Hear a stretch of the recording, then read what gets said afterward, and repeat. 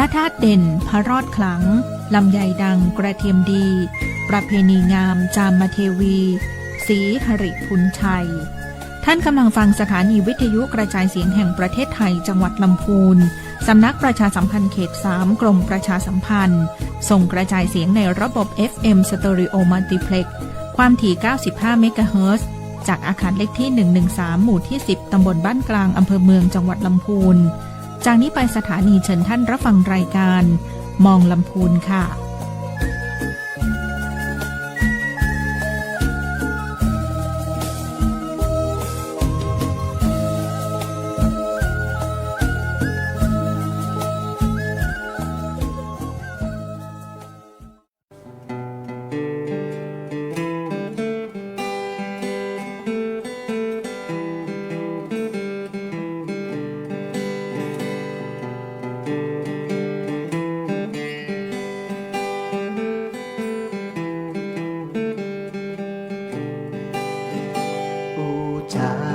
ภาษาพี่น้อ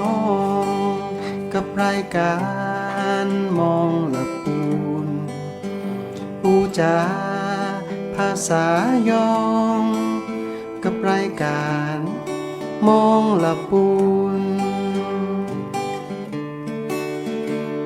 ละปูนเป็นของหมู่เฮาหากมีเรื่องราวที่น่าสนใจจะบอกกล่าวคือพี่น้องเอาไว้เป็นที่เข้าใจกันทุกที่ทุกคน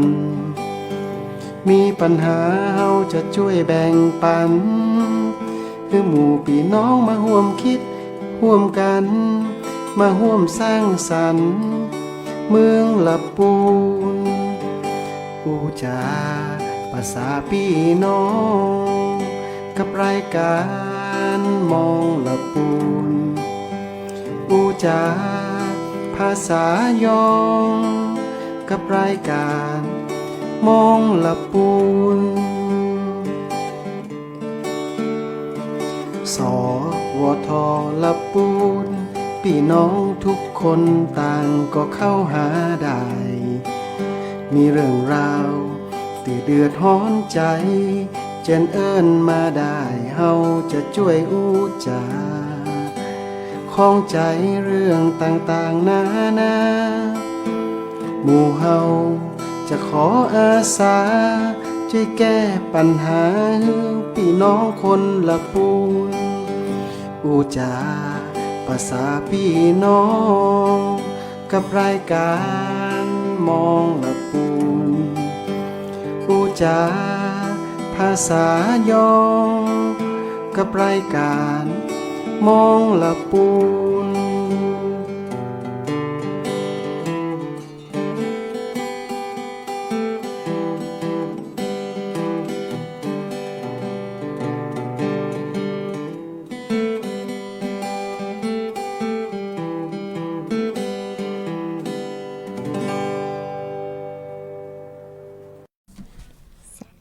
สวัสดีครับตอนรับเข้าสู่รายการมองละปูนนะครับวันนี้ปะกันนะครับวันจันทร์ที่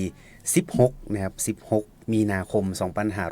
2569นะครับวันนี้มาปะกันเนาะคุณผู้ฟังก็มีข่าวสารสาระต่างๆเนาะรวมไปถึงวันนี้เนี่ยนะครับเป็นช่วงของหัวหน้าส่วนราชการพบประชาชนวันนี้นะครับก็ได้รับเกียรติจากท่านจุฬารัตน์นุ่มนิ่มเนาะท่านพาณิชย์จังหวัดละปูนวันนี้ก็จะมาอู่จ้ากันนะครับเพราะว่าหลายวันที่ผ่านมาเนี่ยก็มีในเรื่องของสถานการณ์การสู้รบนะครับทางตะวันออกกลางระหว่างอิหร่านกับอเมริกาเนาะหัวหน้าเนาะนะครับก็ทำให้มีเปิดเอาไว้เนาะในเรื่องของเศรษฐกิจเนาะในเรื่องของพลังงานในเรื่องของสินค้าอุปโภคบริโภคซึ่งตอนนี้เองเนี่ยทั่วประเทศเบิกวันว่านะครับในเรื่องของปัจจัยเหล่านี้เนี่ยมันจะมีผลเป็นห้องว่ามันจะได้รับผลกระทบจากการสู้รบในครั้งนี้หรือเปล่านะวันนี้ก็จะได้อู่จากันแต่ในช่วงแรกของรายการนี้นะครับก็จะอู่ถึงในเรื่องของพยากรณ์อากาศกันสักนิดนึงเนาะในช่วงก่อนหน้านี้นะครับถ้าเกิดว่าใครติดตามในเรื่องของพยากรณ์อากาศเนาะช่วงก่อนหน้านี้ก็มีพายุฤดูร้อนนะครับที่ทำให้บ้านเรือนพี่น้องประชาชนบางพื้นที่เนี่ยได้รับความเสียหายแต่เพิ่นบอกว่าในช่วงตั้งแต่วันนี้เป็นต้นไปเนาะจนถึงช่วง 2-3 วันต่อจากเนี้ยนะครับปริมาณฝนจะลดลงแต่อย่างไรก็ตามเนาะหลังจากเนี้ยนะครับช่วง17 ถึง 21 มีนาคมอาจจะมีฝนฟ้าคะนองอยู่ที่ประมาณ 10% อาจจะมีพายุบางแห่งแล้วก็อาจจะมีลมกระโชกแรงก็ขอคือเตรียมตัวแล้วก็รับมือกันไว้ตัวเนอร์อาจจะ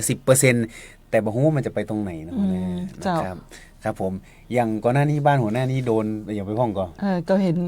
มีลมนี่เอาปัดเอาใบมะม่วงตกลงมาเต็มเลย ดีนะมันยัง เจ้า ใบมะม่วงมันยังแค่นั้นเนาะมันยังไม่ เจ้า ได้รับความเสียหายเนาะขออนุญาตอู้เมืองกันแล้วกันหัวหน้าอู้เมืองเนาะจะได้แบบสนทนากันได้แบบง่ายๆ แล้วก็ เจ้า เข้าใจง่ายๆนะหัวหน้า เจ้า เนาะยังว่าไปครับหัวหน้าในเรื่องของสถานการณ์การสู้รบตังปูเนี่ยหัวหน้าได้มีการติดตามอย่างนี้พ้องก่อน เจ้าก็ในส่วนของสถานการณ์เนาะเป็นสิ่งที่มันหลีกหนีบ่พ้นแหละว่ามันต้องมีผลกระทบแน่นอนเนาะอย่างที่เขาเห็นข่าวเนาะ ครับ ก็จะเริ่มตั้งแต่น้ำมัน แม่ น้ำมันเชื้อเพลิงที่เขาได้เติมกันมาอย่างเงี้ยค่ะ ก็ เปิ้นเฮาอย่างว่าเปิ้นมีมาตรการเนาะ อือฮึ ของทางอิหร่านเนี่ยเปิ้นมีมาตรการในเรื่องของการควบคุมช่องแคบฮอร์มุสนะเนาะ ใช่ทำให้แบบบางประเทศเนาะบ่สามารถที่จะผ่านได้อย่างเงี้ยค่ะ โดยเฉพาะตีของประเทศไทยเขาเนาะตีก็มีโดนเป็นข่าวเนาะ ครับ เจ้า แต่ผมก็ไปดูเนาะในเรื่องของ เจ้า การวิเคราะห์ว่า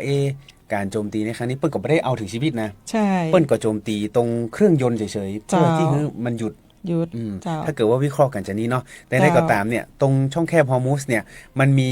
ข่าวคราวออกมาเป็นรายวันเลยหัวหน้า อือหือบ างวันก็เหมือนจะมีข่าวดีว่า เจ้า คือผ่านได้บ้าง อ่า หรือบางวันก็มันสามารถผ่านได้เลย เจ้า หรือ ก็อาจจะเป็นเรื่องของการเจรจาต่อรอง อืม เนาะ ครับ แล้ว เจ้า ทีนี้เนี่ยทางของกรมของหัวหน้าไอ้เนาะ เจ้า ทางกระทรวงของหัวหน้าเนี่ย เจ้า หลังจากที่มันมีการสู้รบตรงเนี้ย อือหือ เปิ้ลมีมาตรการอย่างใดพ่องที่เปิ้ลได้มีการสั่งการให้ระดับจังหวัดมาแล้วก็ดำเนินการเนี่ยหัวหน้า เจ้าเมื่อ2 สัปดาห์ที่ผ่านมาเนาะถ้าเขาจะเห็นว่าตีว่ามันมีผลกระทบก็คือเรื่องของมีประชาชน อืม เปิ่นตื่นตระหนกกันใน ครับ การที่ไปรีบไปเติมน้ำมัน เออ เพราะว่ากลัวว่าน้ำมันจะหมดพอง อืม น้ำมันจะขึ้นราคาพองอย่างเงี้ยเนาะค่ะเนาะ ครับ ในส่วนของสำนักงานพาณิชย์จังหวัดลำพูนหรือว่าสำนักงานพาณิชย์จังหวัดทั่วประเทศเนี่ยเจ้าก็ได้รวมกันกับทางสำนักงานพลังงานจังหวัดเนาะแล้วก็ช่างตวงวัด ครับ นะเจ้าซึ่งของสำนักงานพาณิชย์จังหวัดลำพูนเขาก็จะรวมกันกับทั้งศูนย์สั่งตวงวัด อืม จังหวัดเชียงใหม่เนาะเป็นมีศูนย์อยู่เชียงใหม่ตึงจะมีการดูแลทั้งจังหวัดแม่ฮ่องสอนเชียงใหม่แล้วก็ลำพูน3 จังหวัดที่ดูแล เปิ้ลไม่ได้แยกจังหวัดไอ้เนาะแต่เปิ้ลมีอันนี้เปิ้ลเฮาเป็นระดับเขตระดับภาค อันนี้ของเป็นจะเป็นศูนย์เนาะศูนย์ที่ดูแล3 จังหวัด ก็สามารถที่ออกตรวจติดตามเรื่องของทางเป็นเกี่ยวกับช่างตวงวัดนี่เนาะ ก็คือ เข้าไปดำเนินการทั้งหมดก็คืออย่างอาสุมาเตอร์เวลาเราไปซื้อผักซื้อปลาอย่างนี้เนาะ ก็จะเป็นเครื่องจั่ง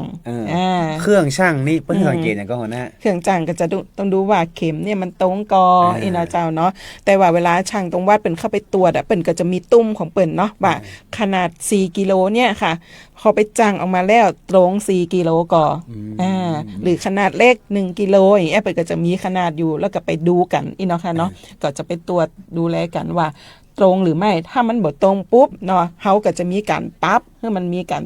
เข็มนี่จะต้องตรง ถ้าหากว่ามันบ่ตรง หรือว่าถ้าบ่มีเข็มทั้ง2 ด้านเฮาก็จะยึดเครื่องจั่งเนาะ อ๋อ เพราะเป็นการเรื่องของการคุ้มครองผู้บริโภคอย่างเอเจ้าซึ่งการดำเนินการเนาะในช่วงตี2ติดที่ผ่านมานั่นนะอันนี้ต้องย้อนไปเมื่อ2 อาทิตย์ที่ผ่านมาที่มันมี เพราะ ข่า มัน ว เป็น นะ จุดเริ่มต้น จุดเริ่มต้น ที่ลามมาจนถึงทุกวันนี้ แม่นเจ้าเขาก็ลงพื้นที่เนาะ ครับ สายเกือบจะไหม้เลยนะ เพราะว่ามีประชาชนชาวบ้านเป็นโทรมาเนาะว่าปั๊มนั่นยุดมดพองบ่ขายพอง ปั๊มนี่แบบราคาสูงกว่า ครับ ป้ายพองอย่างเงี้ยค่ะเขาก็ลงพื้นที่กันเนาะเจ้าบ่ได้ยุดบ่ได้ย่างนะเจ้า ครับ ก็ลงไปเนาะพอลงไปปุ๊บเจ้าสิ่งที่เปิ่นเขาไปตรวจได้ก็คือว่าจริงๆแล้วเจ้าหน้าถ้าเวลาเขาสังเกตเนาะ ครับ เวลาไปปั๊มน้ำมันนะเขาจะดูตรงป้ายใหญ่ของเปิ่นก่อนตีอยู่หน้าปั๊ม ที่แสดงราคา ที่แสดงราคาตีใหญ่ๆนั่นนะครับ เขาดูจุดที่1 อ่า จุดที่2ก็คือจุดตีตรงตู้หัวจ่ายน้ำมัน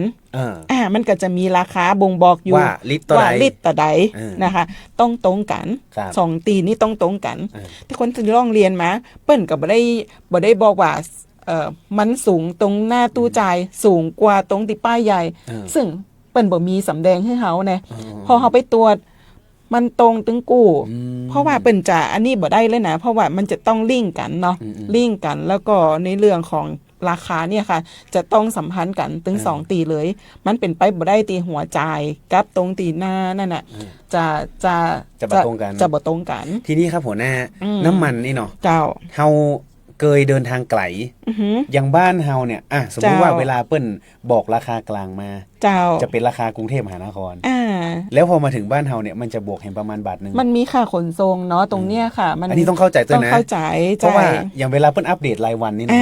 ใจ ราคามันสมมุติว่าดีเซล ตอนนี้อยู่ประมาณ30นิดๆเนาะ อ่า แล้วทีเนี้ยพอมันมาถึงบ้านเฮาเนี่ยมันอาจจะ เจ้า สูงกว่าราคาที่เพิ่นประกาศกรุงเท เจ้า พ ตีกรุงเทพเมื่อประมาณก่อนหน้านั่นตีว่าภายใน15วันนี่นะที่เป็นทั้งท่านนายกรัฐมนตรีเนาะที่เป็นได้ประกาศไว้ว่าจะตรึงราคาตี29บาทต่อใดก็29.94หรืออะไรอย่างสักอย่างเนี่ยแต่นั่นมันคือราคาหน้าส่วนกลางกรุงเทพมหานครเนาะแต่พอถึงบ้านเฮามันก็จะมีบวกค่าขนส่งโน่นนี่นั่น ครับ ถ้าตอนนี้คือณวันนี้นะเจ้าบ้านเฮาคืออยู่ที่ถ้าเป็นดีเซนนะเจ้าดีเซนราคาลิตรละ 30.66 เนาะนะเจ้าเนาะ ที่ราคายังอยู่ตอน ตี นี้ ราคาเนี่ยอยู่ตอนนี้นะเจ้าเนาะแล้วก็ในส่วนของแก๊สโซฮอล์91 31.40นะเจ้าแล้วก็แก๊สโซฮอล์95อยู่ที่ 31.77 บาทนะเจ้า อยู่ตรงนี้เลย ใจมันจะเป็นราคาตีบวกค่าขนส่งบวกค่าบริหารจัดการเนาะเจ้า จากกรุงเทพมาอีเตอร์ถ้าเกิดว่าเขาขับลูกอ่างทองอย่างไม้เนาะลองไล่เติมน้ำมันมาเรื่อยๆเตอร์แต่ก่อนเขาว่าเอ๊ะทำไมราคานี่มันตรงกับบ้านเขาแปลว่ามันต้องมีการขนส่งอะไรต่างๆตัวมันจะบวกประมาณบาทนิด ใช่ ๆถ้าใครไปเติมที่แม่ฮ่องสอนเนี่ย ก็จะบวกขึ้นไปเห็นไหม ใช่เพราะไหนเปิ่นจะขึ้นบนดอยไปแหมเนาะ แม่น ก็เวลาขนส่งเนาะ เจ้า ก็ต้องดูว่าเปิ้นเอารถไปขนส่งรถ10 ล้อเนาะ เจ้า ขนขึ้นไป นั่น อันนี้ นะ ก็มีค่าเปิ้นท้องว่าบวกค่าบริการค่าเดินทางอย่างต่างๆ ทีนี้เนี่ยครับหัวหน้าในเรื่องของราคาน้ำมันเนี่ย เจ้า อย่างบางคนเปิ้นก็บอกว่าเอ้าร้านนี้ทำไมขึ้นป้ายว่าปิดน้ำมันหมดแต่ว่าม ดแต่กอเขาก็ลงเข้าไปตรวจนะเจ้าเนาะเข้าไปจุ่มถึงแท่งน้ำมันที่เป็นมีเลยนะใช่ที่เป็นเก็บน้ำมันนะเจ้าเนาะเพราะว่ามันจะมีอุปกรณ์อยู่ มันจะมีการตรวจสอบอยู่2แบบเนาะก็คือถ้าเป็นแท่งแบบเก่าอิตนาก็จะมีไม้จุ่มเนาะซึ่งก็จะมีแท่งตีว่าแท่งตีในการจุ่มลงไปนะเจ้าเนาะเขาก็จุ่มลงไปข้างล่างแล้วนะจุ่มลงไปปรากฏว่าน้ำมันเขาเหลือน้อยเดียวจริง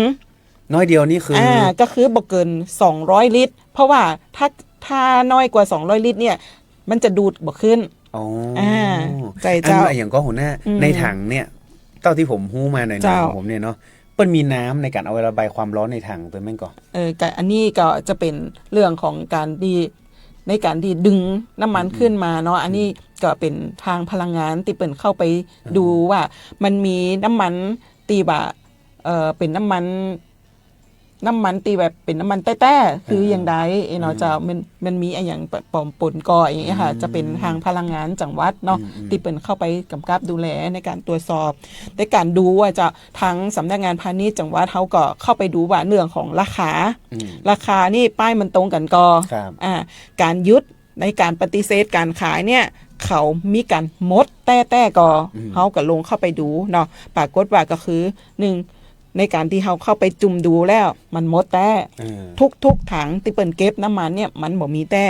2ก็คือที่ว่าเขาบอกว่ามี2วิธีเนาะวิธีที่2ก็คือมันจะมีตรงตู้เขาห้องว่าเป็นระบบของคอมพิวเตอร์ของเขาเนาะค่ะเนาะมันจะมีบอกอยู่ว่าณวันเนี้ยปริมาณน้ำมันคงเหลือแต่ใดใจวันนี้มีการขายออกไปแต่ใดอย่างนี้ค่ะมันก็จะมีบ่งบอกคือเขาก็ทางสำนักงานก็รวมกับทางช่างตรงวัดทางพลังงานก็เข้าไปตรวจสอบดูแล้วก็คือว่ามันมดแต่บางปีนะเจ้าทีเนี้ยการมดเนี่ยมันก็เกิดได้หลายสาเหตุเนาะอันนี้ต้องยืนยันก่อนว่าไม่มีการกักตุนบ่มีการหลายคนเนาะตอนที่ผมเห็นคอมเมนต์กันในโซเชียลนี่นะมดแต่ก็ อันอย่างก็ อืม กักไว้รอน้ำมันขึ้นราคา อ่า อืมอันเปิ้ล นั่นแหละ อันเปิ้ลก็ไปมีกำไรเข้าบริษัทเปิ้ลถ้าเปิ้ลกักไว้อะแม่นบ่ เจ้าก็คือว่ากักบ่ได้เนาะเป็น แต่ เป็นเรื่องของการปฏิเสธการ แต่ช่วง ขายบ่ไ สัปดาห์ก่อนน่ะช่วงที่มันลบใหม่ๆ แล้วมันมีข่าวออกมานะหัวหน้า เจ้า อันนั้นนี่คือหมดแต่นะ หมด อันนี้เฮาเกินง่ายๆเลยคือมันหมดเพราะว่าคนเติมเยอะ ปาดแถวยาวเหยียดเลย แม่นบ่แน่ ใจเจ้า ผมเลยว่า สองวันนั่นนะ เปิ้ลยังมา อืม อันนี้อาการ เจ้า เลยเนาะแล้วสุมาเตอผมเอารถเครื่องไปเติมนี่เนาะโอ้รถเครื่องก็ต้องได้ต่อแถวอยู่ใต้พุ่นนะก็เลยว่าโอ้อีเนาะเดี๋ยวโอ๊ตเอาเห็มสักวัน2 วันนั่นแหละ ประมาณ2 วันบ้านเฮาก็ซาแล้วนะ แม่นเจ้า อืม ประมาณ2 วันที่เขาไปดู โดยประมาณ นั่นนะค่ะ อืม เพราะว่าหนึ่งเป็นก็คงจะเกรง อืม เกรงกลัว ว่ามันจะ มันจะหมด บ่มี ก็จะบ่มีก็ราคามันจะสูงขึ้นก็อย่างนี้ยค่ะ แต่จริง ๆ แล้วคืออย่างที่รัฐบาลเป็นได้นำเรียนทุกท่านได้ทราบอะเนาะว่าก็คือน้ำมันของประเทศไทยเฮาอะยังมีสำรองไว้อยู่ เออ 90 วันเนาะตอนนั้นนะที่เป็นประกาศไว้อีนะเจ้า ก็ตอนนี้ เจ้า ล่าสุดก็มี อือฮึ เพื่อก็ยังยืนยันเนาะว่ายัง เจ้า คงมีเพียงพอ ใช่เจ้า ในเรื่องของน้ำมัน ก็ตีว่าได้ร้องเรียนมาเนาะในเพจของสำนักงานพาณิชย์หรือว่าโทรศัพท์มาอย่างเงี้ยจะสำนักงานก็ไม่ได้นิ่งนอนใจเนาะเขาก็คือดูแลทั้งสองฝ่ายแล้วว่าในส่วนของประชาชนเนี่ยเป็นจะโดนเอารัดเอาเปรียบก็เป็นจะไอเขาปฏิเสธการขายก็อย่างเงี้ยค่ะเขาก็ได้ลงพื้นที่อย่างกันเนาะ ผู้ว่าเพื่อก็ไปเนาะ ท่านผู้ว่ากับไปเจ้าท่านผู้ว่ากับ ท่านปิยพงษ์ ไป ชูวงศ์ ใช่ท่านน่าฮักมากเลยไปดู นำทีมไป นำทีมไป อืม วันนั้นนี่ผมก็ไปตัวนะหัวหน้า เจ้า แล้วก็อันเปิ้ลก็จะปาไปไล่ตรวจเนาะปั๊ม อ่า น้ำมัน ใช่ ว่าแต่ละที่เนี่ยสถานการณ์เป็นยังไง อ่า เปิ้ลเอาช่างตรงวัดไปตรวจ ใช่ ที่หัวหน้าบ ก็ อก ดูแม้กระทั่งว่าน้ำมันนั่นน่ะ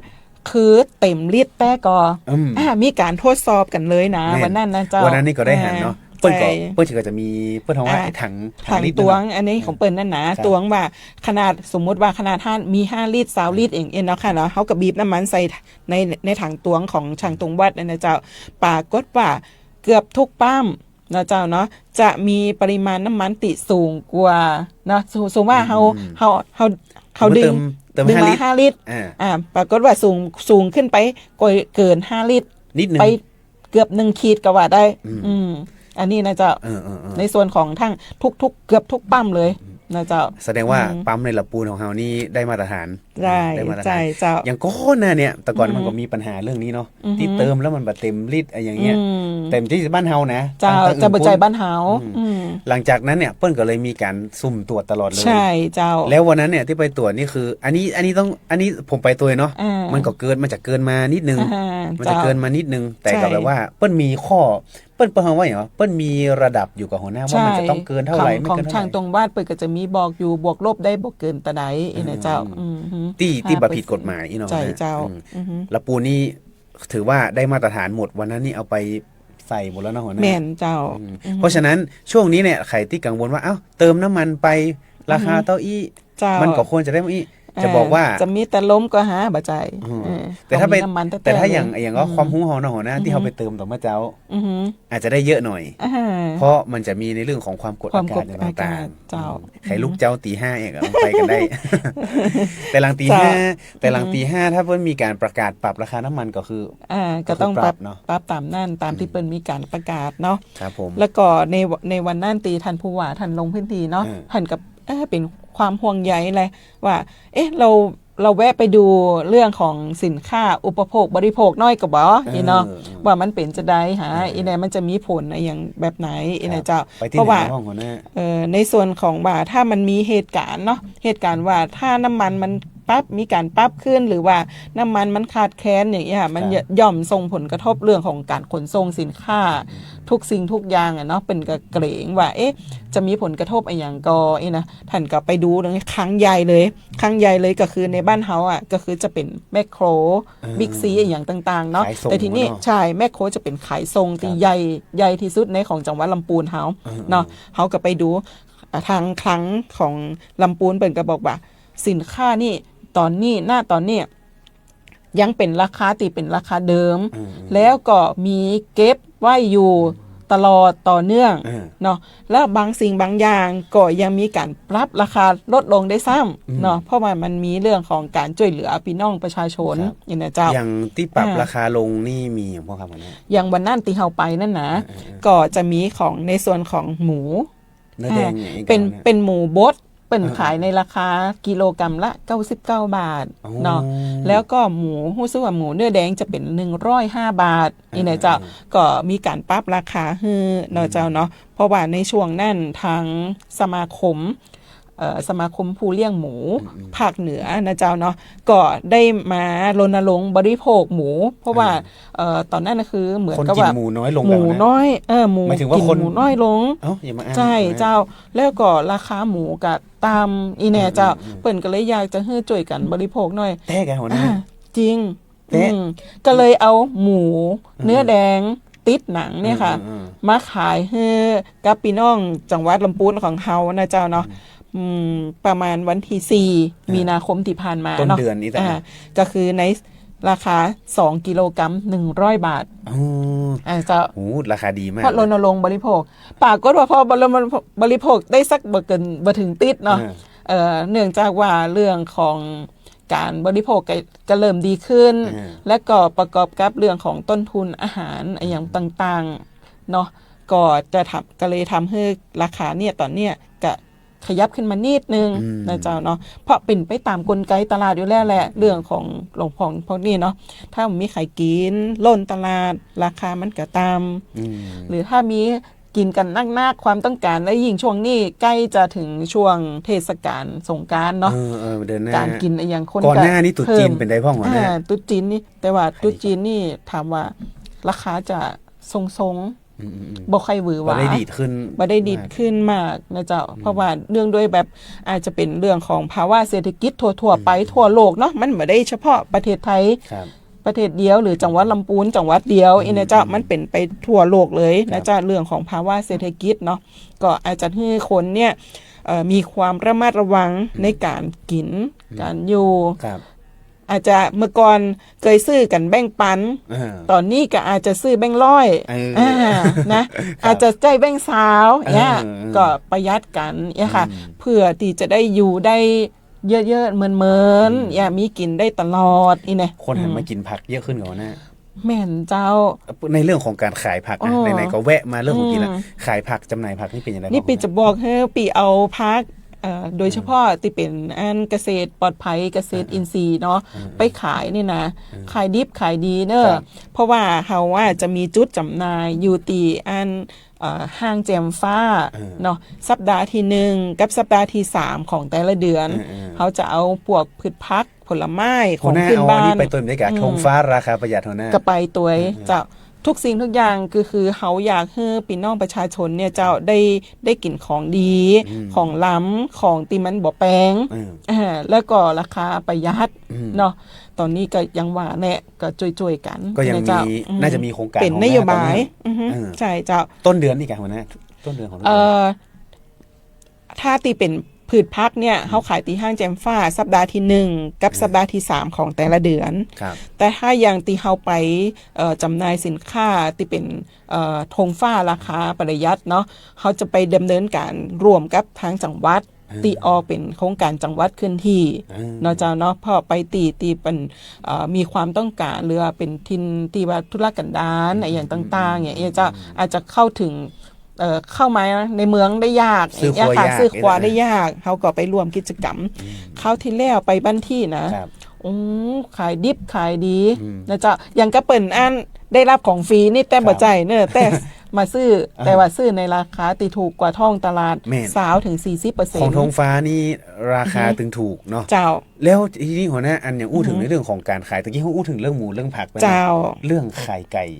วันก่อนมีข่าวครับ เจ้าไข่ไก่กำลังขยับขึ้นเพราะว่ากันนุ่งด้วยแบบสภาพอากาศตีห้อนตัว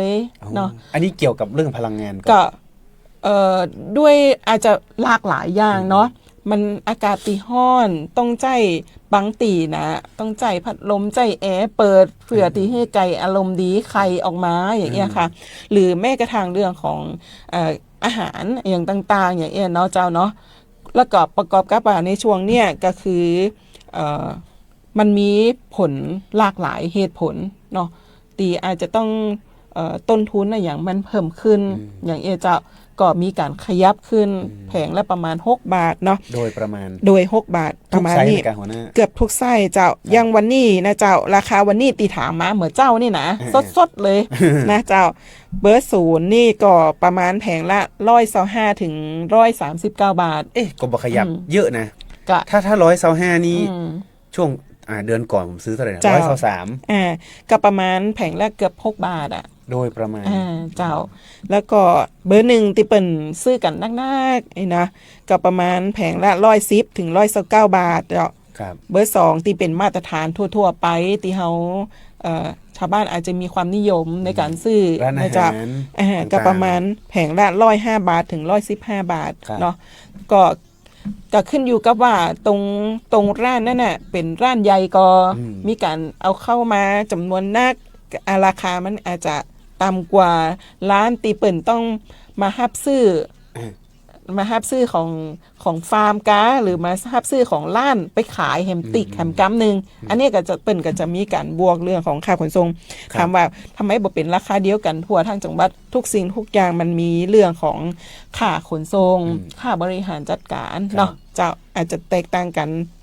บ่นักแสดงว่าเจ้าแม่ฮ่องสอนก็จะแปลงขึ้นไปแหมนี้อันแม่นไปยากเนาะแม่นตีไปประมาณ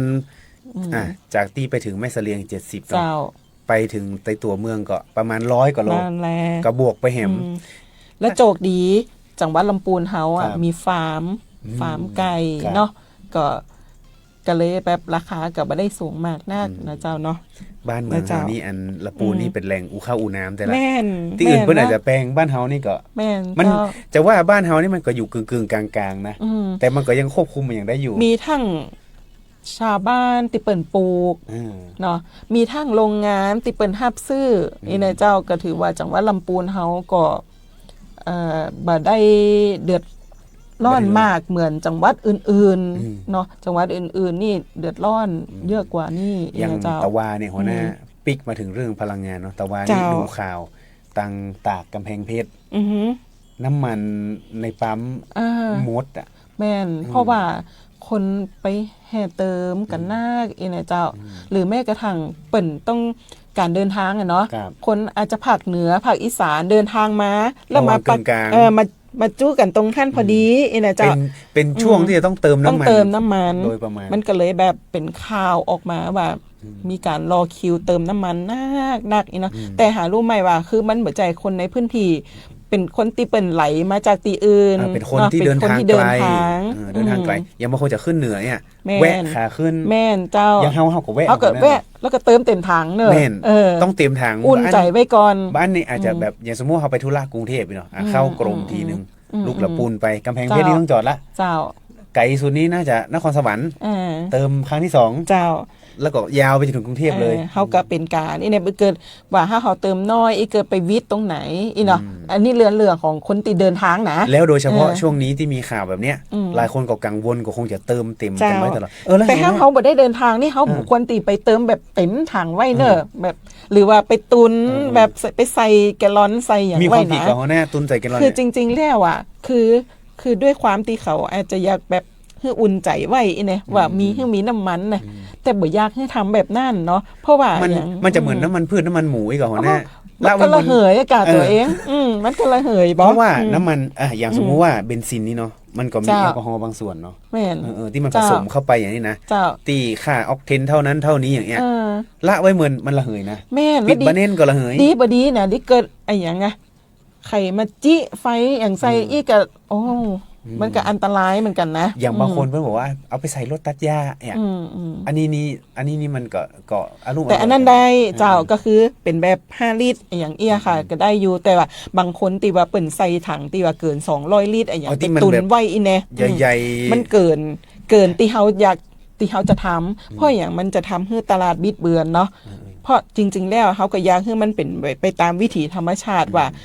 เฮาอย่าใจเฮาจะเติมข่อยไปเติมพออย่าใจในการเตียไปตัดหญ้ากะหรือว่าไปทำเรื่องของการเกษตรเตียจะต้องไป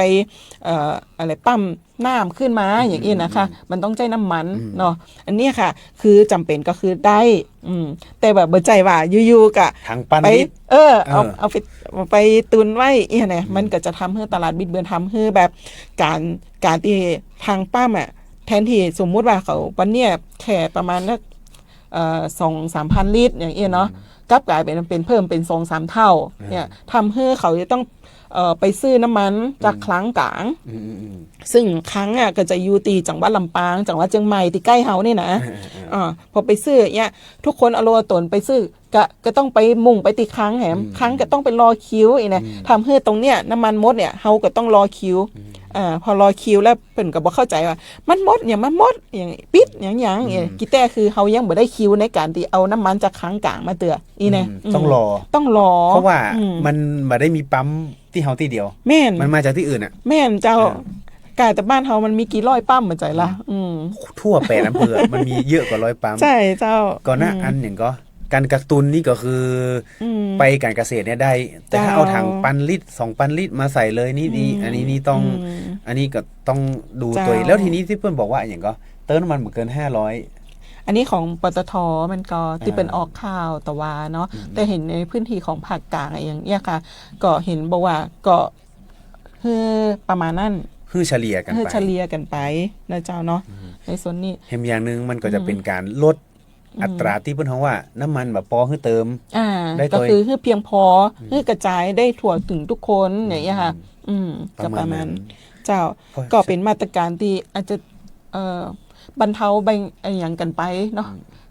เดี๋ยวห้ามเป็นปีมาตรการตีดีกว่านี้เดี๋ยวก็คงแบบมีทำไมแม่นก็หวังว่าอย่างเดียวคือสถานการณ์การสู้รบมันยุติไปโดยเร็วแม่นภาวนาตัวเนาะแม่นเพราะว่าโลกสันติมันไม่ใช่เฉพาะบ้านเฮานะแม่นกระทบไปทั่วโลกเลยเศรษฐกิจนี่ทั่วโลกเศรษฐกิจเนาะความเป็นอยู่อย่างต่างๆทุกสิ่งทุกอย่างเลยเนาะมันเป็นปัญหาภาวนาเจ้าภาวนาคือโลกเราสันติภาพมีความสันติภาพมีความสุขเนาะสงบนะเจ้าทีนี้อันนี้อู้ถึงในเรื่องของสถานการณ์สู้รบในเรื่องของราคาน้ำมันอะไรต่างๆไปละเนาะก็ได้คลายข้อกังวลกันไปไม่มีการกักตุนไม่มีการเปิ้นเฮาอย่างก็ไม่มีการกักตุนเนาะไม่มีการ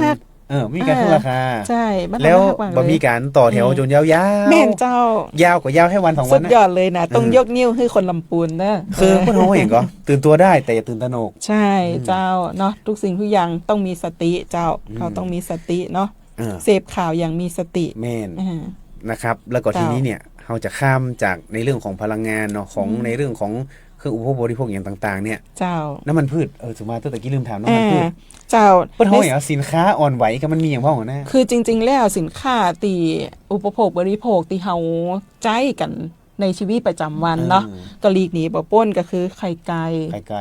ก่นี่โหฮอตฮิตมากเลยเวลาเอาไปขายนี่นะมดเร็วกันหมูกันจุ่มอ่ะแม่กานี่เล็งเจ้าก็ไข่ไก่นะเจ้าเนาะเฮาก็ถือว่าจังหวัดลำพูนของเฮาก็มีฟาร์มในพื้นที่เนาะราคาก็อาจจะไม่ได้สูงมากนักเหมือนจังหวัดอื่นๆเขานะเจ้าเนาะแล้วก็ในส่วนของการปรับขึ้นลงราคาก็เป็นไปตามภาวะกลไกของตลาดหรือแม้กระทั่งเรื่องของต้นทุนเนาะเจ้าเนาะก็มีผ่องช่วงนี้อากาศร้อนอะไรอย่างจะได้อย่างที่เก่าไม่เมื่อตอนต้นเนาะก็จำเป็นว่ามีเรื่องของการต้นทุนเพิ่มมากขึ้นอะไรอย่างเงี้ยเนาะเป็นก็ขอปรับราคาในส่วนของตีแบบใจก็คือน้ำมันพืชเนี่ยถามว่าขาดแคลนก็บ่ได้ขาดแคลนเลยราคาก็ยังราคาทรงตัวปกตินะเจ้าเนาะยังไม่มีการปรับจนโดดมีเตื้อใช่เจ้าก็ขนาด1 ลิตรก็ประมาณ50สมมุติว่าขายตามท้องตลาดทั่วๆไปติบ่ใจห้างแมคโครอย่างนี้นะคะก็ประมาณ53ถึง55 บาทเนาะอันนี้คือขนาด1 ลิตรนะเจ้าเนาะนะเจ้าแล้วก็ในส่วนของที่เป็นน้ำตาลทรายอย่างต่างๆเนี่ยก็ยังคงมีอยู่ปกตินะเจ้าเนาะเพราะบ้านเฮาก็จะมีทั้งปลูกเตยทั้งมีโรงงานในการทำเตยนะเจ้าเนาะราคาก็ยังมีปกติอยู่29ถึง32 บาทนะเจ้าเนาะมีสินค้าอื่นเนี่ยกว่าหัวหน้าที่มันน่าเป็นห่วง น่าเป็นห่วงแต่ตอนนี้คือถ้าในส่วนของที่เฮาได้กินทั่วทุกคนน่ะทุกครัวเรือนจะต้องมีการซื้อกันก็คือเรื่องของหมู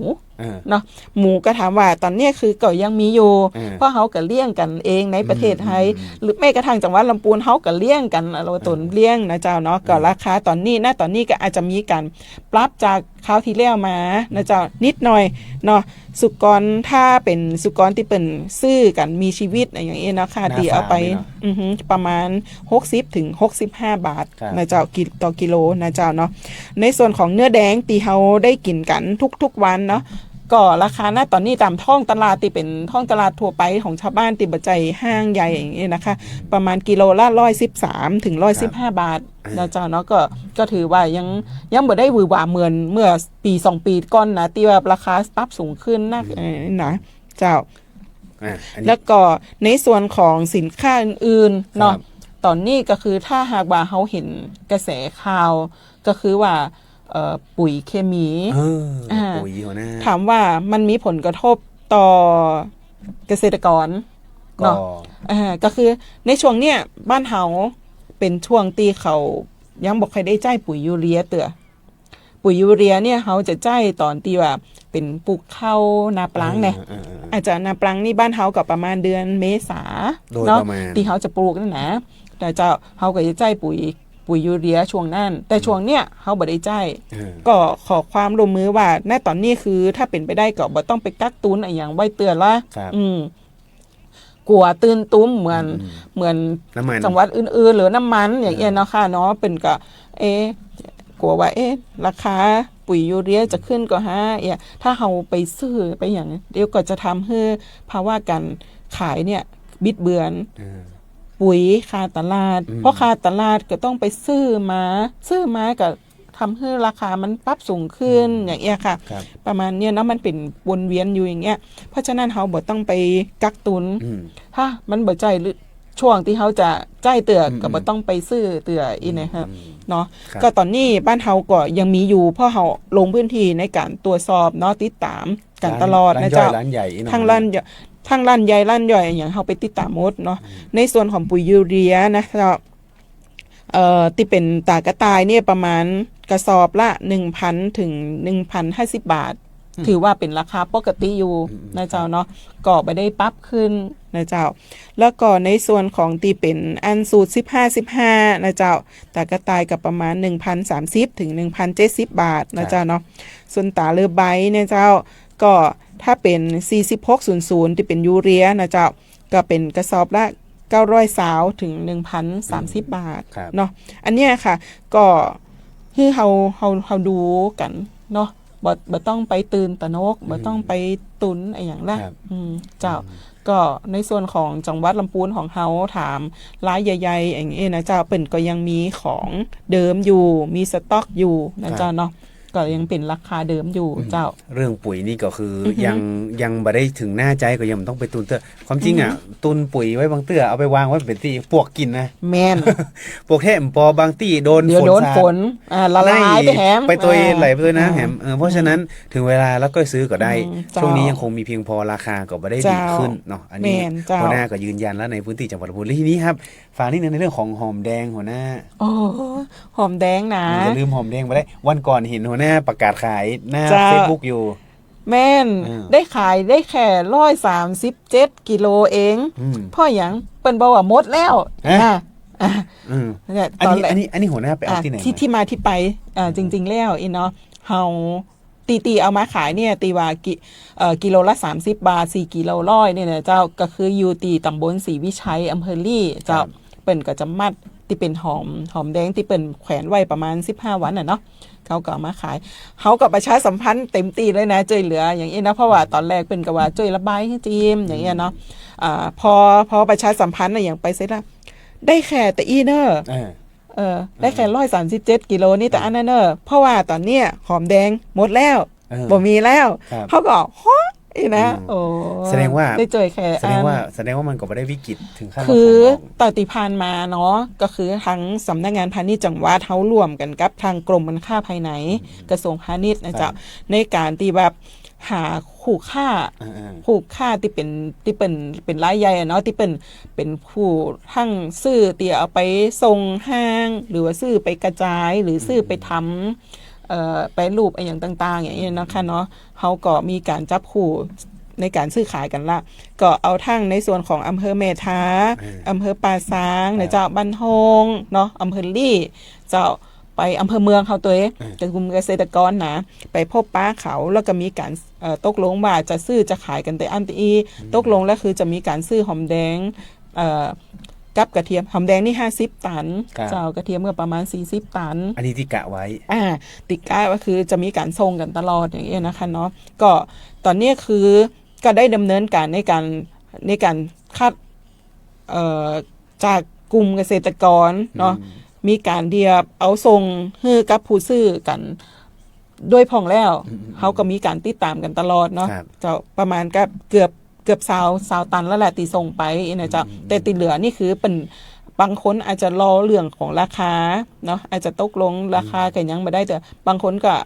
ส่งกันไปได้ก่อนเนี่ยแต่ภายใต้เนี่ยก็คือจะมีการซื้อขายกันตลอดเนาะนะจ๊ะเพราะว่าเราทำภายใต้เรื่องของการตกลงบันทึกข้อตกลงแล้วกับกลุ่มแป้งใยติไปเนาะเป็นก็จะต้องมีการรวบรวมจากของสมาชิกเก็บไว้อย่างเงี้ยเจ้าในการส่งแล้วก็การดำเนินการเนี่ยก็คือเปิ่นได้ในราคาตีสูงเพราะอย่างพ่อเปิ่นทำตามตีตลาดเปิ่นอยากได้ก็คือเปิ่นจะเอาแบบตัดร้อนน่ะเหลือมีแต่หัวตีมันเหลือหัวขั้วแค่นี้เปิ่นได้ราคาสูงก็คือใหม่ๆเนี่ยเปิ่นจะได้ประมาณ25-28 บาทเนาะแต่ว่าวันที่13วันเสาร์ที่ไปอะค่ะ14กะที่เขาไปเนาะที่ปีไปวันที่14วันเสาร์ที่ผ่านมาเนี่ยราคาเบอร์เลขเนี่ยจะอยู่เดี๋ยวกันนะ12แล้วก็เบอร์กลางจะอยู่ที่16แล้วก็เบอร์ใหญ่จะอยู่ที่22ดูอันนี้เป็นจะได้ราคาตีสูงนะเพราะว่าทำตามตีตลาดเป็นอยากได้ก็คือตลาดอยากได้แบบตัดนอนผลผลิตคุณภาพเจ้าแต่ถ้าหากว่าเกษตรกรทั่วไปที่เปิ่นบ่มีเวลาเปิ่นบอกว่าโอ้บ่ย่าจะไปตัดแต่งอย่างล่าบ่มีมันเปลืองเรื่องของต้นทุนเรื่องของคนตีมาทำแหมแรงงานอย่างต่างๆแหมบ้านกับบ่มีแรงงานอย่างนี้นะเปิ่นก็จะยกขายพอถอนออกมาแล้วเปิ่นก็ใส่รถเอาไปขายอย่างเอ็นเนาะตอนนี้คืออยู่ที่ราคาอยู่ที่7-9 บาทติ9 บาทนี่จะได้สูงเลยนะถ้าทั่วไปจะ7-8 บาทนี่จะโอเค9 บาทนี่คืองามอันนี้นะเจ้าตีเป็นอันได้ขายกันทั่วไปถามว่าในปีเนี้ยเปิ่นได้ราคาตีต่ำกว่าเหมือนทุกปีก็คือว่าราคาเนี่ยจะเหมือนกับปีที่แล้วที่เป็นมีการซื้อขายกันนะจะเหมือนกันกับปีที่แล้วเนาะประมาณนี้นะเจ้าในช่วงนี้ประมาณเนี้ยแต่ถามว่าจะเต่ากันกับเมื่อ 2-3 ปีที่แล้วก็มันไม่ได้เต่าเพราะว่า 2-3 ปีที่แล้วมีเรื่องของการที่เขาได้ไปส่งออกต่างประเทศตัวเราจะราคาอาจจะหวือหวาได้ถึงกิโลละเกือบ20 บาท25 บาทอย่างเงี้ยค่ะที่แบบที่ขายได้ด้วยนะอันนี้คือมันมีตลาดต่างประเทศเนาะแต่พอเรื่องของสถานการณ์เรื่องของที่ว่าต่างประเทศอย่างการกินการอยู่หรือภาวะเศรษฐกิจมันเปลี่ยนไปปีที่แล้วก็ปีเนี้ยมันเขาไม่ได้ส่งออกเนาะมันก็เลยราคามันก็เลยดรอปต่ำลงเนาะเจ้าอยากให้ทุกคนได้เข้าใจตรงนี้เนาะตามกลไกตลาดเลยนะแม่นเจ้าแม่นแต่ปีนี้ก็ถือว่าราคายังคงโอเคอยู่เจ้าราคายังได้อยู่ถามว่าเป็นบอกว่าตีเป็นต้นทุนของเป็นแต่ตีถามเกษตรกรหรือแม้กระทั่งถามทั้งสำนักงานเกษตรจังหวัดเนาะก็อยู่ที่ประมาณกิโลกรัมละ5 บาทนะเจ้าแต่เป็นก็อยากจะให้มันได้สักเต่าตัวนึงมันถึงจะโอเคอย่างเงี้ยแต่เขาก็ไม่ได้นิ่งนอนใจถ้าถามว่าถ้าทำเหมือนตีตลาดเป็นอยากได้ท่านก็จะได้ราคาตีมันสูงทำคุณภาพก็ได้ราคาสูงนะเจ้าในเรื่องของคุณภาพเนี่ยความจริงมันต้องผลักดันกันอยู่แล้วนะหัวหน้าเพราะฉะนั้นแล้วตอนนี้ต่อจากนี้มันจะมีมะม่วงกับบะลำไยคือไปทำเป็นคุณภาพไปเลยใช่เจ้าเพราะว่าก่อนหน้านี้ของอย่างของเกษตรบะลำไยเปิ้ลมีเรื่องของการแต่งถ้าสมมุติว่าท่านได้ AA เยอะๆเนาะ อย่างปีที่ผ่านมาเนี่ยราคาสูงนะ อ่า แต่ อน ผลผลิต แรก ของเฮาเนี่ยเกรด มัน มา นะ ถึงมันจะกลายเป็นบี ๆเป็น เป็น ซี C ไป ซึ่ง ซะส่วนเยอะ เพราะว่าในพวงนั้นมันทำมันออกนักเนาะมันหลู่อาหารกันเนาะมันก็จะทำให้ มันน้อย มาลำไยแก่นน้อยนะ อืม แต่ถ้าเขามีการตัดแต่งเหียเหมือนทั้งจังหวัดทั้งไอ้จันทบุรีนะเปิ่นตัดแต่งเนาะ เป็นคุณ ตัด ภาพ แต่งทำ เอานะ คุณภาพอะราคาเป็นได้ดีเนอะนะ อันนี้ เจ้า เปิ้ลมีแบบอย่างจันทบุรีเอาง่ายๆเหมือนทุเรียนนั่นแหละทุเรียนนี่เปิ้ลจะเก็บดอกมันไว้เยอะนะเวลามันติดนะหัวหน้า แม่นเจ้า ก็คือจำเป็นถ้าส ต้ ม อง มติ ตั ติ ด ดเย ใจ อะ อืม เกษตรกรตัดใจมาได้ ต้องตัดใจเจ้าตัดใจเพื่อที่เขาจะได้ อืม ผลผลิตตีมันลูกใหญ่นะเจ้าได้ราคาดี ถ้า จ้อ เขา ไหน บดตัด จ้อ ใจ ไหนติด นะ น้อยก็ อ่า ตัดขว้าง ใช่ ก็ได้ เจ้า จ้อไหนที่มันแบบอันนี้ดูทรงแล้วมันจะเติบโตถ้ามีความรู้ไปที่เกษตรจังหวัดเกษตรอำเภอได้ แม่นเจ้า เพราะฉะนั้นทำผลผลิตคุณภาพนะหัวหน้าเนาะ แม่นเจ้า แล้วก็ในส่วนของการดำเนินการเนาะเขาก็ในส่วนของจังหวัดก็ได้เตรียมการไปแล้ว ในเบื้องต้นท่านยังในช่วงของลำไยนะเจ้าเนาะในช่วงของลำไยนอกฤดูอ่ะเขาก็หาในเรื่องของตลาดที่เพิ่มเติม อืม ตีไปทางอินโดนีเซียนะเจ้าเนาะอันนี้เขาได้ อิน โคว โดนี่ ตา มหาชนกก่อนหัวหน้า อันนี้จะเป็น มี ตอน ของพ่ออั อันนั้นลำไยติปีอันทำเรื่องของนอกฤดูตีส่งไปนั่นนะได้เพิ่มมาประมาณ2,500 ตันที่เพิ่มส่งออกไปนั่นนะเจ้าเพราะว่าในส่วนของลำไยสดอะอินโดเนี่ยการบริโภคเป็นมีเพิ่มขึ้นละ แล้วก็มีโควต้าเพิ่มขึ้นละเขาก็ได้เชื่อมโยงกับทางทันทูตพาณิชย์ตีสคตของจาการ์ตาอินโดนีเซียเนาะในการที่จะเอาลำไยของจังหวัดลำพูนเฮาไปสู่จังหวัดประเทศอินโดนีเซียเพิ่มเติม อันนี้ก็ทำไปละในส่วนของลำไยนอกฤดูนะจ๊ะและส่วนของลำไยในฤดูอ่ะเขาก็ไม่ได้นิ่งนอนใจเนาะเพื่อไว้กันไว้ว่า ถ้าหากว่าปริมาณผลผลิตมันมี แล้วก็ราคามันตกต่ำเขาก็จะมีมาตรการในการเข้ามาช่วยเหลือเขาก็ขอไปตีส่วนกลางไว้ละรวมถึงในส่วนของกล่องบรรจุภัณฑ์และก็ตะกร้านะจ๊ะที่ปีที่แล้วอ่ะได้รับความนิยมจากเกษตรกร ที่มาขอ เยอะมากแล้วก็ส่งออนไลน์ขายออนไลน์นะเจ้าเนาะขายดีนะเจ้าเขาก็ได้รองรับตรงนี้ไว้แล้วก็ขอปริมาณไปแล้วนะเจ้าก็ขึ้นอยู่กับว่ามีจำนวนตีเปิ่นจะส่งมาให้เฮาต่อใดอย่างเงี้ยเนาะเฮาก็จะจัดสรรปันส่วนให้กับเกษตรกรชาวสวนชาวไร่อย่างให้ได้ทั่วถึงกันเนาะ ครับเพราะฉะนั้นแล้วมาตรการเพื่อมีรองรับขณะเดียวกันเกษตรกรต้องทำให้มันมีคุณภาพ แม่นเจ้า บะลำไยนี่ต้อง AA บะม่วงก็ต้องแบบดีไปเลย แม่น เนาะ เจ้า เพราะฉะนั้นแล้วนะครับในช่วงใกล้ที่ผลผลิตจะออกเนี่ยก็ยังมีเวลานี่ในการที่จะดำเนินการเนาะหัวหน้า เจ้า เพราะฉะนั้นแล้วเนาะนะครับทำให้มันดีราคามันก็ถึงจะดีตัวนะครับ วันนี้หัวหน้าเวลาหมดไวมากเลย เสียดายจังเลยอ่า หัวหน้าแค่ต่อยชั่วโมง แล้ว นะครับ เจ้า ก็ยืนยันเนาะว่าในเรื่องของราคาน้ำมันตอนนี้ยังไม่วิกฤตเนาะ แม่น แล้วก็ยังคงมีเพียงพอในการให้พี่น้องประชาชนได้ใช้กัน แล้วก็เครื่องอุปโภคบริโภคอย่างต่างๆเนี่ยก็ยังคงมีเพียงพอราคายังทรงๆเนอะนะครับส่วนวันนี้ครับเวลาหมดลงแล้วขอบคุณหัวหน้านะคะ เจ้า ท่านปณิช ยินดี จังหวัดลำพูน เจ้า เนอร์ เจ้า ข้างหน้าเนาะจะได้เชิญหัวหน้ามาอู้เรื่องเหมือนอย่างเดี๋ยวค่อยว่ากันแหมกรรมหนึ่งนะครับ เจ้า ส่วนวันนี้ครับเวลาของรายการมองลำปูนหมดลงแล้วครับผมดีเจแอร์ธนากรลังกาพินแล้วก็ท่านจุรารัตน์นุ่มนิ่มนะครับท่านพาณิชย์จังหวัดลำปูนวันนี้ต้องลาไปแล้วครับสวัสดีครับ สวัสดีเจ้า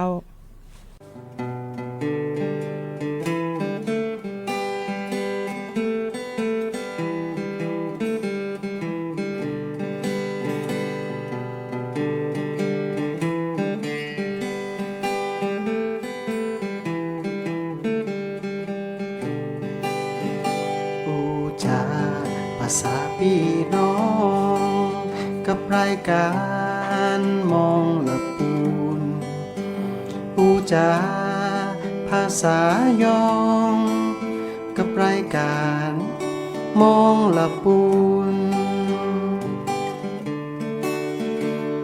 ละปูนเป็นของหมู่เฮาหากมีเรื่องราวที่น่าสนใจ จะบอกกล่าวคือพี่น้องเอาไว้ เป็นที่เข้าใจกันทุกที่ทุกคน มีปัญหาเฮาจะช่วยแบ่งปันคือหมู่พี่น้องมาห่วมคิด ร่วมกันมาร่วมสร้างสรรค์เมืองละปูนปูจาภาษาพี่น้อง